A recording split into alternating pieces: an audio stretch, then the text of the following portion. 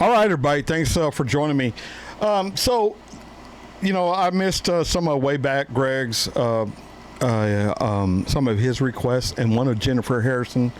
And so I went back and made good on that. But I had also another email that Mango, I missed one of his too. It happens, guys. My email is always on this the description.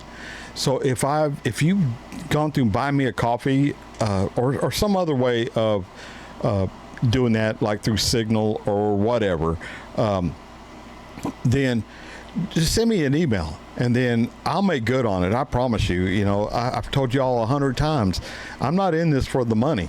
I do what I do in order to keep things in order, and I still screw it up. So just please, if you it may be $5 USA, but I still think that's not my money. That's your money, and you guys deserve every bit of that.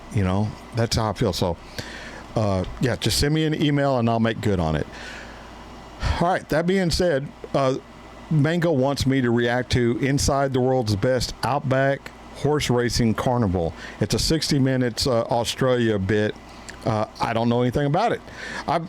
Funny thing is, so the last 3 days I've been trying to do this video, and every time I get probably 2 or 3 minutes into it, I get a phone call, and it's an important phone call. And so I lose, I'll pause it here, but then I lose my train of thought, and then so I start over, and I'll be damned if I don't get another phone call, and everybody wants to talk 20 minutes. And, I'm not the type that's just going to say, hey, brother, or ma'am, I've got things to do. I got to get off here. I let them vent and tell me what they need to tell me. And if I can help them, I'll do it. And they're my friends too. And there's a lot going on here locally that I haven't shared with on my channel. More than likely I will within the next 3 months maybe. But there's a lot of behind the scenes things going on with my life. All good. Don't get me wrong. Has nothing to do with my marriage, has nothing to do with my family. It all has to do with me. And but in a good way, just so y'all know that. So I'll bring you up, but knowing that, I just want y'all to know that I'm extremely busy right now, but you guys are just as important. So right now I'm out here. It is, I'll tell you, it's we in the military we call it 1900. It's 7 p.m. or 10 after 7 p.m. at night here in Texas, and my little air conditioner is trying to cool this little room down. When I get out here in the morning, it's 64 degrees with that air conditioner running. But as the sun beats on this building, it warms up. And I'm just rattling on. Y'all didn't come to hear all that. So, Mango, I'm sorry, but I'm making it good. So we're going to react to Inside the World's Best Outback Horse Racing Carnival. Let's go to the intro and right into it.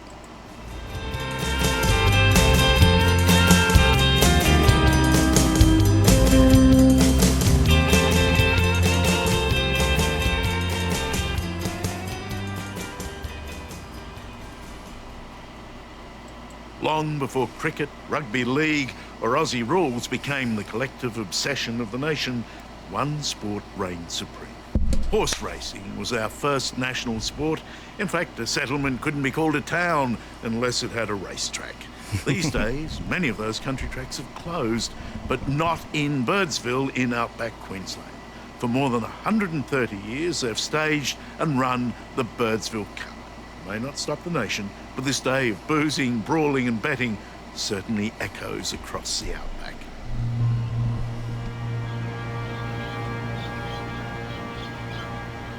If Melbourne has its first Tuesday in November, Birdsville has its first Saturday in September. Yeah, that's coming up, guys. This is mid-August. Nowhere in Australia is more remote than this place. Yet there's no trouble drawing a crowd. Stand by for the count.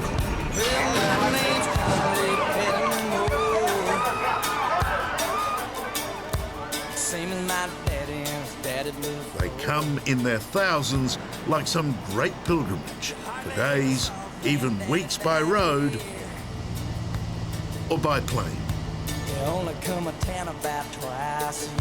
For what the locals will tell you is much more than just a horse race.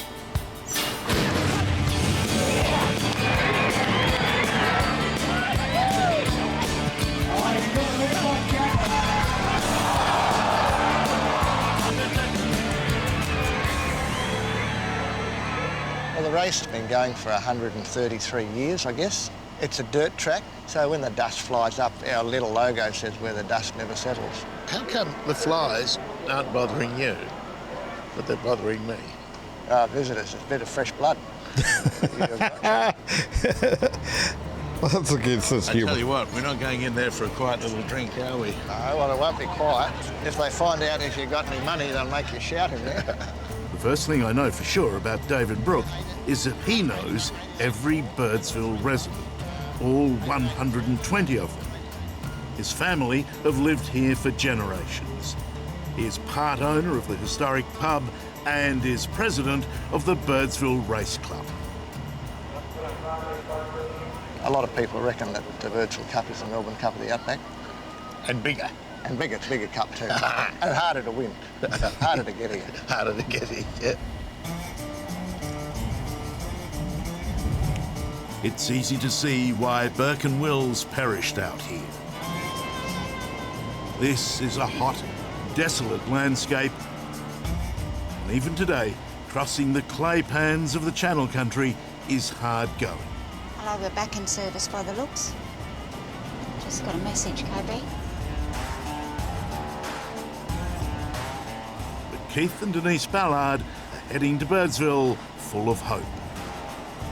The Ballards are a racing union in every sense. Keith is a jockey, Denise is a trainer. They met over 30 years ago at Mount Isa Racecourse. Denise was standing in the trainer's stand at Mount Isa. What did you think of it? I wouldn't mind wheeling that. Did you notice him? No, because... Yes, I did, yeah. Because he was a bit of an upstart. Really? Oh, yeah.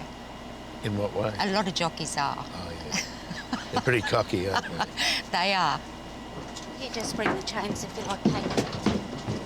There are 13 races over the two-day Birdsville Carnival, but the Cup is the race they desperately want to win. This year, they have 2 runners. How much would you love to win with this horse? I really think he can win, Charles. and you know, I'll get a buzz out of it. You know, I know I'm in the twilight of things. I'd just love to knock another one off before I go. Okay, now, ladies and gentlemen, I'd like to welcome every one of you to Australia. The next member of the combination is that little dog down there. That's Cracko, and he'll fight any dog his own size. Give him a rally. Of course, the Birdsville Cup wouldn't be the same without this bloke, Fred Brophy, an outback legend who earlier in the day had insisted on giving me some good advice about my new hat. If you're going to break a horse in, you've got to break a hat in. Because this is a bit new. You would have This broke one? that in for me. Well, you want me to break it Yeah, in? break it in. Oh, jeez.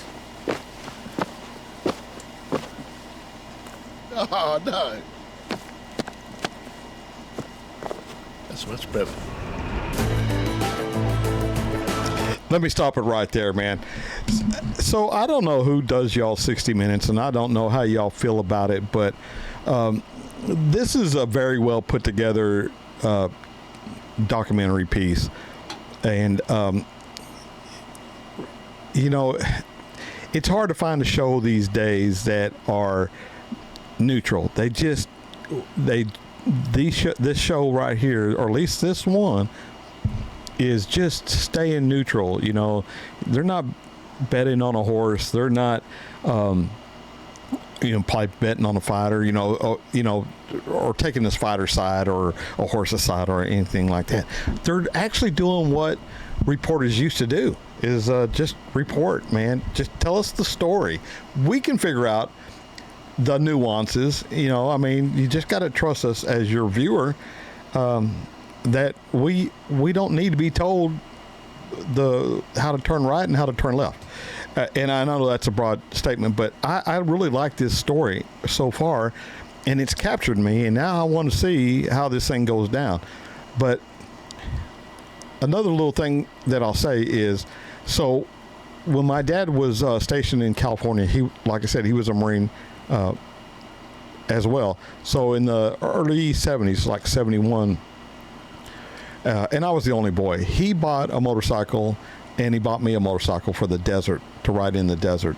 And I was just came out of 7th grade. And I didn't know anything about motorcycles other than that was the culture in the early 70s was dirt bikes, man. They even had a movie on any Sunday that all us boys went to see because it was just so cool. These are sand dune riders like we were. And they also used to have these motorcycle campgrounds, and you would go to these campgrounds and you'd pitch a tent. And in our case, my dad had a motor home like this, or what y'all call caravans, but it was motorized. And we would park it there, and then we would ride motorcycles from there in this property that was owned by this motorcycle camp.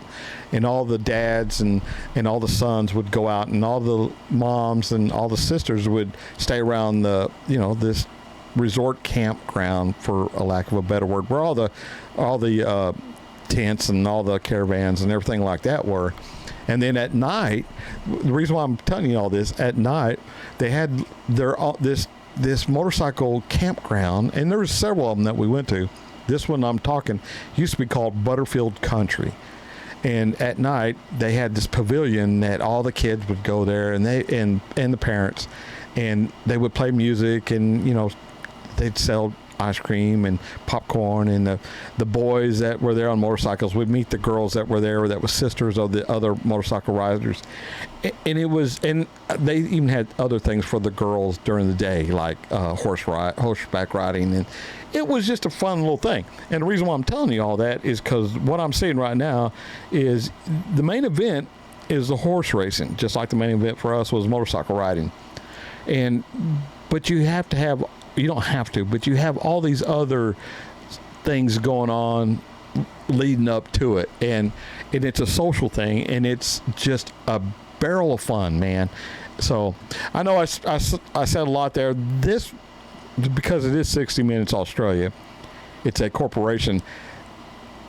I think I had to expound on all that to split that time up so it doesn't get blocked for copyright issues. But we won't know until I post it. So here we go.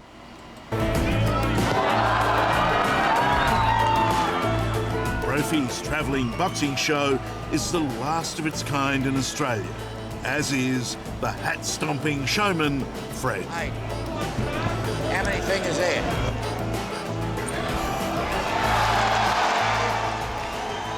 And the boxing tent's a good crowd control as well, because if you're going to have a fight, you can come in the tent and have a fight, and you get paid for it legally.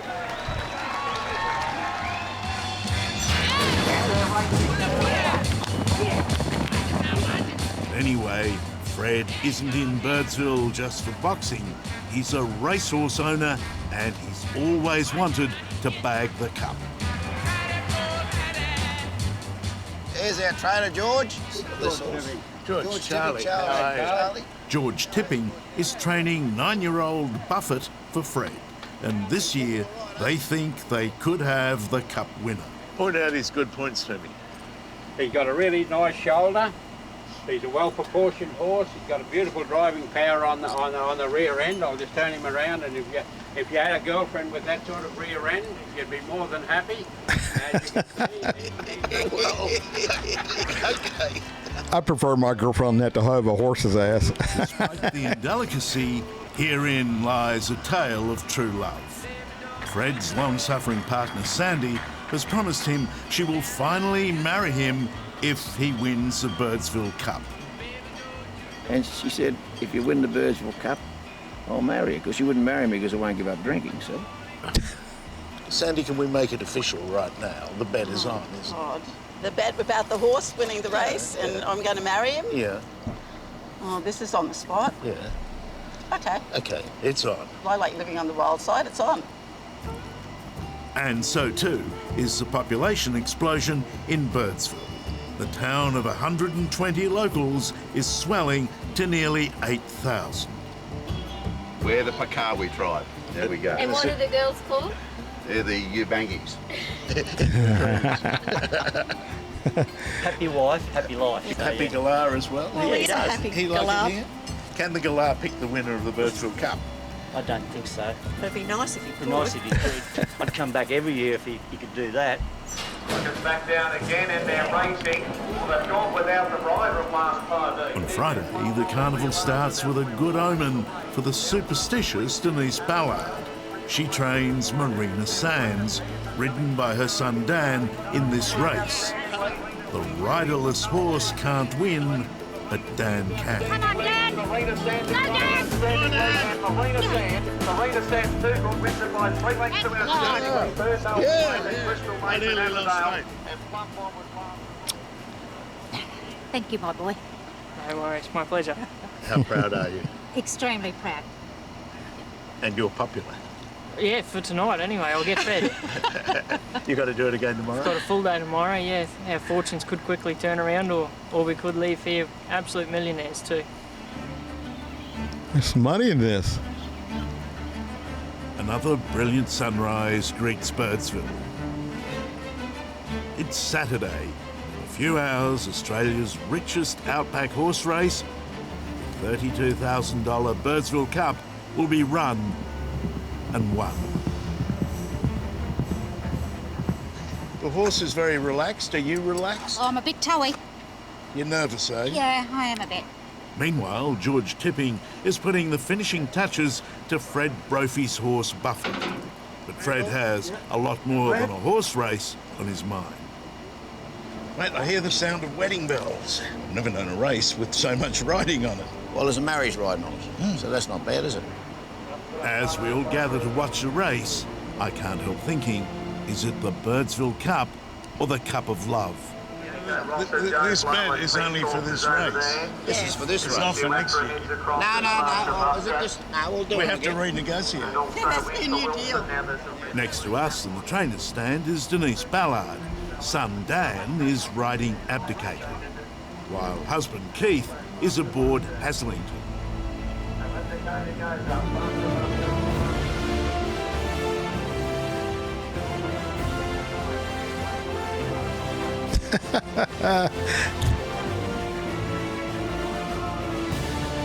Stand by for the count. And they're racing now. And Winston Wilson is down by 2.5 lengths to clear last away. Winston Wilson. 2 laps on the game well. Also up there as Buffett in early stages are going forward as Abdicated. 8 defendants third. They say in racing that luck's a fortune, and no more so than at Birdsville.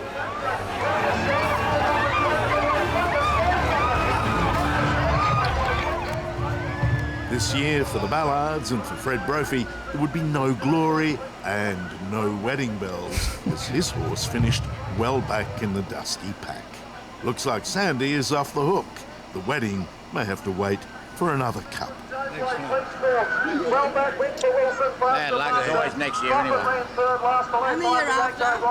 And the year after. I've got to go and spend some more money to buy a better horse. And so the Birdsville Carnival was over for another year. Perhaps only in Australia would people travel so far to go to the races.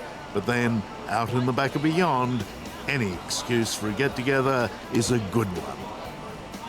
The races is like a social gathering out in the country, because people don't see each other for 12 months, and the station owners, they go from everywhere, and you've got the tourists and that, which is fantastic. But I always tell them, if you come out here once, you'll come back. And if you don't have a good time out here, it's your own fault. That's what I say.